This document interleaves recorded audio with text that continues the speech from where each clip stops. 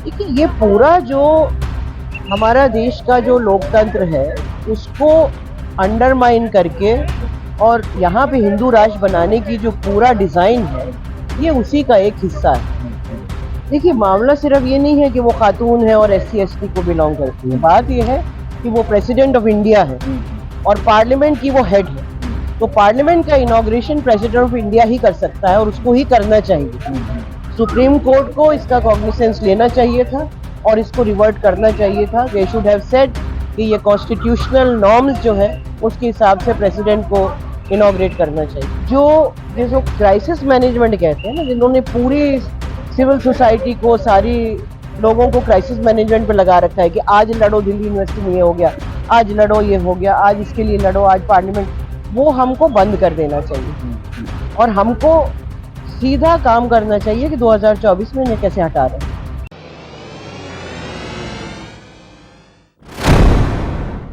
आदाब, मैं हूं मुमताज आलम रिजवी और इस वक्त हमारे साथ मौजूद हैं मारूफ समाजी कारकुन शबनम हाशमी साहिबा। अनहद की आप सरबराह हैं, उनसे बात करेंगे। ये जो नई पार्लियामेंट का इफ्तिताह होने जा रहा है, उसका उद्घाटन होने जा रहा है, इसमें अपोजिशन डिमांड कर रहा है कि आखिर प्रेसिडेंट ऑफ इंडिया जो एक खातून भी हैं, औरत हैं और एससी एसटी से ताल्लुक़ रखती है, उनको क्यों नहीं बुलाया गया, क्यों उनको दूर रखा गया? देखिए, मामला सिर्फ ये नहीं है कि वो खातून है और एससी एसटी को बिलोंग करती है। बात ये है कि वो प्रेसिडेंट ऑफ इंडिया है और पार्लियामेंट की वो हेड है। तो पार्लियामेंट का इनॉग्रेशन प्रेसिडेंट ऑफ इंडिया ही कर सकता है और उसको ही करना चाहिए। और उनको ना उनसे करवा के मोदी जी खुद उसका इनॉग्रेशन कर रहे हैं, क्योंकि वो, उनको जितनी हवस है पब्लिसिटी की और फोटोज की, उसमें वो ये बर्दाश्त ही नहीं कर सकते कि इतनी बड़ी पार्लियामेंट को कोई और इनॉग्रेट करके चला जाए। तो उनकी तो, और दूसरा ये भी है कि उनको शायद दिल्ली में रह के कुछ कॉम्प्लेक्स हो गया है कि इतनी यहाँ इमारतें हैं, कोई किसी लाल किले पे हम खड़े होते हैं, वो शाहजहां ने बनवाया, कोई किसी और ने बनवाया, वो कुतुबुद्दीन ऐबक ने कुतुब मीनार बनवाया, तो उनको लगता है कि हमारे नाम से भी कुछ हो देश में। तो उन्होंने पार्लियामेंट बनाई है, एक भव्य इमारत जिसके नाम पे, जो उनके नाम पे याद रखी जाए। नहीं नहीं, वो तो ठीक है, लेकिन जब मामला ये सुप्रीम कोर्ट गया तो वहाँ पे सुप्रीम कोर्ट ने उस पिटीशन को खारिज किया और कहा आइंदा कोई ऐसी आप पिटीशन लाएंगे तो कार्रवाई की जाएगी, जुर्माना लगाया जाएगा। जबकि पिटीशन में कहा गया था कि असंवैधानिक है कि प्रधानमंत्री करें और राष्ट्रपति को न बुलाया जाए, क्योंकि जो पार्लियामेंट चलती है, चाहे वो लोकसभा हो, राज्यसभा हो, सब वो प्रेसिडेंट ऑफ इंडिया के सिग्नेचर से ही चलती है।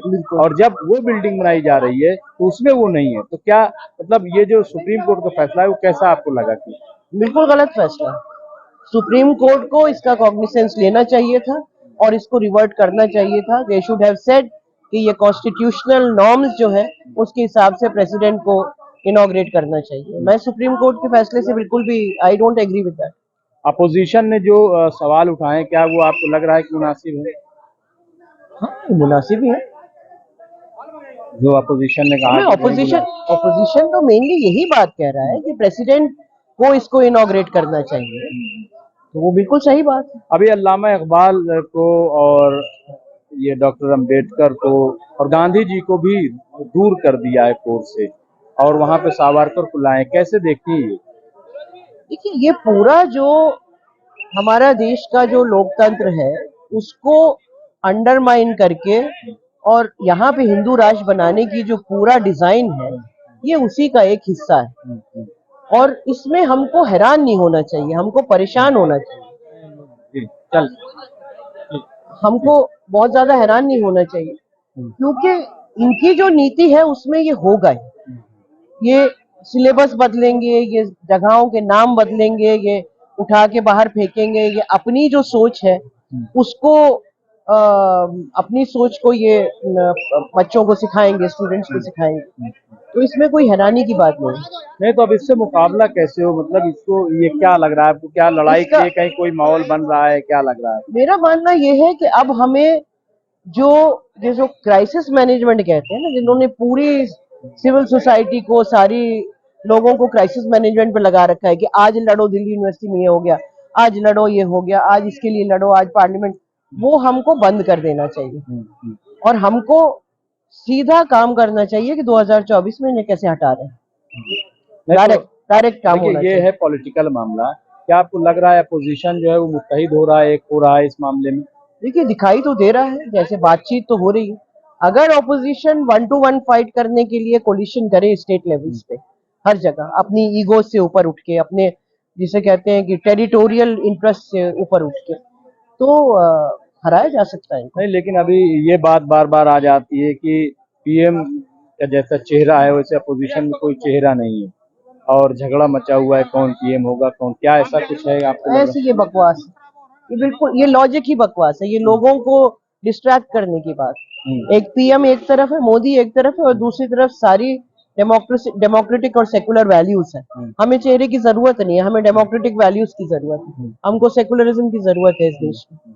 हमको कोई चेहरा नहीं चाहिए, चेहरा तो कोई भी बन जाए। कर्नाटक जब में देवेगौड़ा बने प्राइम मिनिस्टर, किसने सोचा था? या जब वीपी सिंह बने, या ऐसे बहुत लोग बने, जब कोलिशन गवर्नमेंट्स आई उस टाइम बन गए। लेकिन थोड़े थोड़े दिन के लिए बने। हाँ ठीक है, कितने दिन को भी बने। कर्नाटक में जो जीत हुई है, हिंदुत्व की हार बताते हैं लोग, ये हिंदुत्व की बड़ी हार है। कैसे देखती हैं आप इस जीत को, किस तनाजुर में देखती हैं? देखिए मैं इसको हिंदुत्व की हार तो अभी नहीं समझ रही, क्योंकि हिंदुत्व के साथ तो बड़ी लंबी लड़ाई है। अगर ये 24 में चले भी गए तब भी 10-15 साल लग जाएंगे आपको लड़ते हुए, जितना गंद इन्होंने कर दिया है पूरे मुल्क में, और जिस तरह इन्होंने सारे डेमोक्रेटिक इंस्टीट्यूशंस को तोड़ के खत्म कर दिया। ये हार बीजेपी की जरूर है, और उनकी नीतियों की, जिस तरह की उन्होंने जो कुछ वहां करप्शन किया और बहुत कुछ किया। ये जरूरी नहीं है कि जितने लोगों ने इस वक्त बीजेपी के खिलाफ वोट किया है वो सेकुलर हो, ये जरूरी नहीं है। हमारी जीत तब होगी जब इनको सेकुलर प्रिंसिपल्स पे हराया जाएगा, और वो मुझे लगता है कि अभी थोड़ा सा दूर है। क्या लग रहा है कि कर्नाटक में सरकार बन गई कांग्रेस की, क्या वहां पे बजरंग दल पर बैन लगेगा, या वहां पे जो 4% रिजर्वेशन जिसका वादा किया था कांग्रेस, क्या वो बहाल होगा? क्या लग रहा है आपको, क्या उम्मीद है कांग्रेस? नहीं, बिल्कुल बहाल होना चाहिए, क्योंकि कांग्रेस ने ये प्रॉमिस किया है तो बहाल उनको करना चाहिए। और बाकी कांग्रेस को हम छोड़ भी दें तो मुझे राहुल गांधी पे बहुत भरोसा है, क्योंकि मैंने जो भी देखा है मीडिया में, वैसे थोड़ा बहुत इंटरेक्शन भी 1-2 बार हुआ है, यात्रा में भी हुआ था। राहुल गांधी बहुत अलग लीडर है। राहुल गांधी पहले दिन से ये बात कर रहे हैं, वो समझ रहे हैं कि ये असली जो हमारे जो घुन है, जो लगा हुआ है, जो दीमक लगी है हमारे पूरे सिस्टम में, जो खत्म कर रही है डेमोक्रेसी को, वो आरएसएस है, वो संघ परिवार है। जब आपकी समझ में ये आ जाता है तो फिर आप कहीं कॉम्प्रोमाइज नहीं करते। उसी पे चोट करते हैं बात। राहुल गांधी को ये भी शायद समझ में आ गया है कि हम डिफेंसिव पॉलिटिक्स नहीं कर सकते। पहली बार ये हुआ कि सेकुलर पॉलिटिक्स हुई, मतलब ये कि डरे नहीं। डरे नहीं, वहां एक से जब हिम्मत बजरंग करके। दल की बात आई तो पलट के वार किया कि तुम बजरंग दल और बजरंग बली को कैसे एक कर सकते हो, वो गुंडे लोगों को मारते हैं, सब कुछ करते। तो पहले डर के बैठ जाती थी कांग्रेस। तो मुझे लगता है कि अगर इसी तरह की प्रोएक्टिव पॉलिटिक्स करें, और जिस तरह उन्होंने भारत जोड़ो यात्रा निकाली उस तरह के और प्रोग्राम करें, उसका फर्क पड़ेगा। मतलब अब कम से कम ये उम्मीद हुई है कि इनको हराया जा सकता है, ये इनविंसिबल नहीं है। नहीं तो जैसे कांग्रेस ने अकेले भारत जोड़ो यात्रा निकाली, उसमें सोशल ऑर्गेनाइजेशन है, क्या कोई ऐसा मूवमेंट नहीं बन सकता, तमाम पार्टियां एक साथ आकर के कुछ ऐसा करें? बिल्कुल बन सकता है, वो तो पॉलिटिकल पार्टीज को ही आपस में, मतलब कुछ ना कुछ अखबारों में दिख रहा है कि कुछ एफर्ट्स हो रही है। मतलब वी सिंसियरली होप कि ये एफर्ट्स जो नहीं, है अभी भी सिर्फ कुछ पार्टियां निकल सिर्फ जाती हैं, जैसे मायावती का अलग बयान आ जाता है, या हाँ, और वो कुछ पार्टियां जो है कुछ वो। निकलेंगी। अब सबको तो देखिए, इतना बड़ा मुल्क है, इतनी तरह की सोच है। मैं तो अगर सिविल सोसाइटी की बात करूं, हमें तो इलेक्शन नहीं लड़ना। हम तो किसी मकसद के लिए ही कर रहे हैं कि हम एक ऐसा मुल्क चाहते हैं, यहाँ बराबरी हो, डेमोक्रेसी हो। तब भी हम सबको इकट्ठा नहीं ला पाते। तो पॉलिटिकल पार्टीज के तो अपने इंटरेस्ट है, उन्हें इतना इलेक्शन बड़ा लड़ना है। दलित चेहरा मायावती का हो क्या गया? आपको क्या लग रहा है कि क्या क्या वजह है कि इतनी खामोशी, इतना जो है? मायावती कोई आज से नहीं है ना, पहले भी उन्होंने बीजेपी के साथ सरकार बनाई थी यूपी में, पहले बना चुकी हैं। फिर उनको जब ये सरकार आई उसके बाद उनको जाहिर है कि फाइलें सबकी खोली हुई हैं, सभी की फाइलें खोली हुई हैं। तो किसको कौन कितना डरता है, किसको कितना आप दबा सकते हैं, उससे फर्क पड़ता है। आखिरी सवाल, 24 में क्या बदलाव मुमकिन है? बिल्कुल मुमकिन, बिल्कुल मुमकिन है। उसके लिए देश की जनता को लड़ना होगा। ये जो कंप्लेसेंस है ना कि घर में बैठे हैं, खुद कुछ हो जाएगा, खुद नहीं होगा।